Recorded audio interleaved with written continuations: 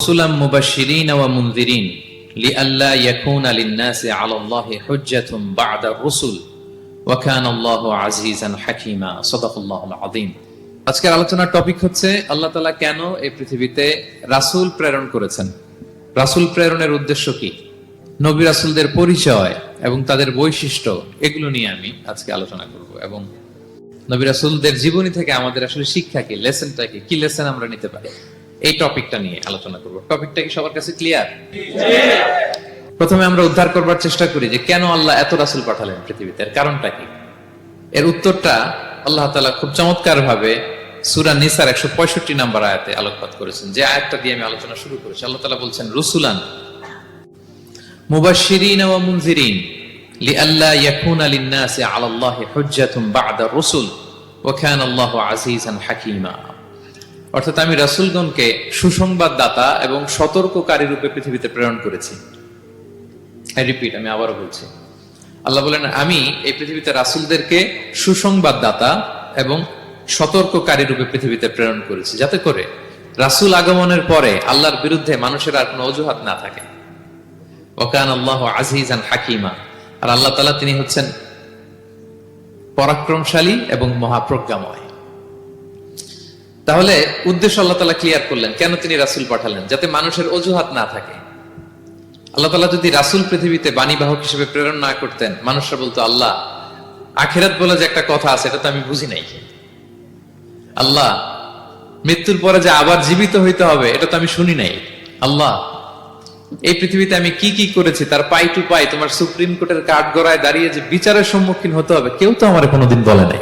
এই জন্য আল্লাহ বলেন আমি পৃথিবীতে রাসূল পাঠিয়েছি যাতে করে মানুষের কোনো এক্সকিউজ না থাকে। আচ্ছা বলেন তো, এখন কি কেউ আল্লাহরে বলতে পারবে আল্লাহ বিচার যে হবে এটা তো আমি জানি না?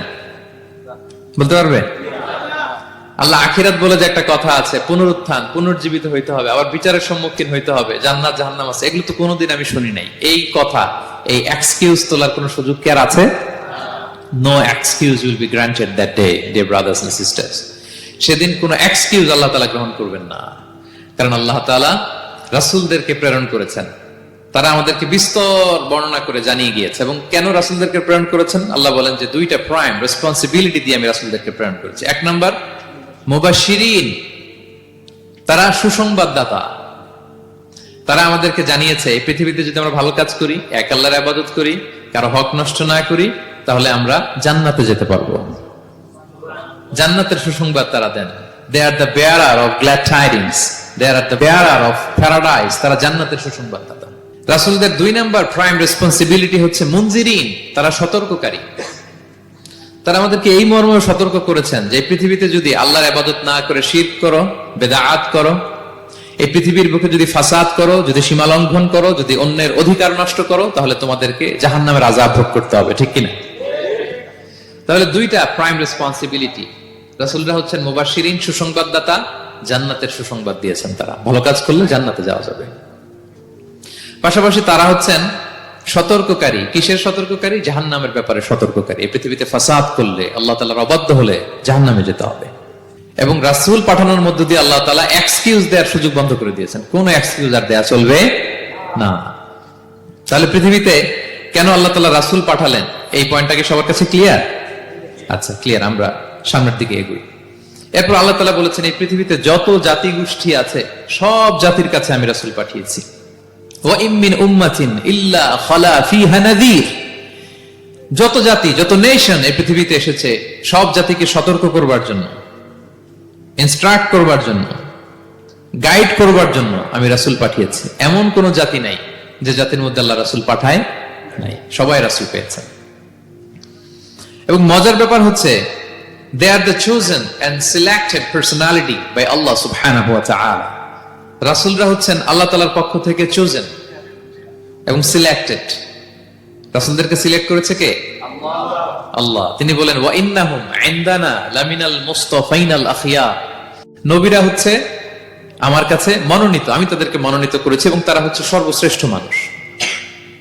তার মানে এই আয়াত থেকে বোঝা গেল নবীরা সিলেক্টেড, তারা ইলেক্টেড না। ইলেকশন করে নবী হওয়া যায় না। নবী সিলেক্টেড এর মাধ্যমে হইতে হয়, সিলেকশনের মাধ্যমে। আর সিলেক্ট করেন কে? চুজ করেন কে? ইলেকশন করে নবী হওয়া যায়? আমরা পৃথিবীর সবাই মিলে যদি ভোট দেই যে আল্লাহ আমরা সবাই ভোট দিলাম এই হচ্ছে রাসূল, তাকে রাসূল হিসেবে আপনি কবুল করেন, হবে ইলেকশনে ভোট দিলে? আমাদের সাথে যদি ম্যানকাইন্ডের সাথে জিন কাইন্ডও যুক্ত হয়, জিনেরাও যদি বলে আল্লাহ আমরাও আছি, আমরাও দিলাম একটা করে ভোট, হবে রাসূল হবে? ফেরেশতারাও যদি যুক্ত হয়, ফেরেশতারাও যদি বলে, মানুষও ভোট দিল, জিনেরাও দিল, ফেরেশতারাও দিল, প্রত্যেকে একটা করেই দিল, ধরেন প্রত্যেকের ভোট গণনা করার পরে দেখা গেল বিশাল ভোট কাউন্ট হয়েছে, এখন তাদের এই ভোটের উপর ভিত্তি করে রাসূল হবে কেউ? হবে? কারণ নবী ইলেকশনে হওয়া যায় না, নবী হয় সিলেকশনে। আর সিলেক্ট করেন কে?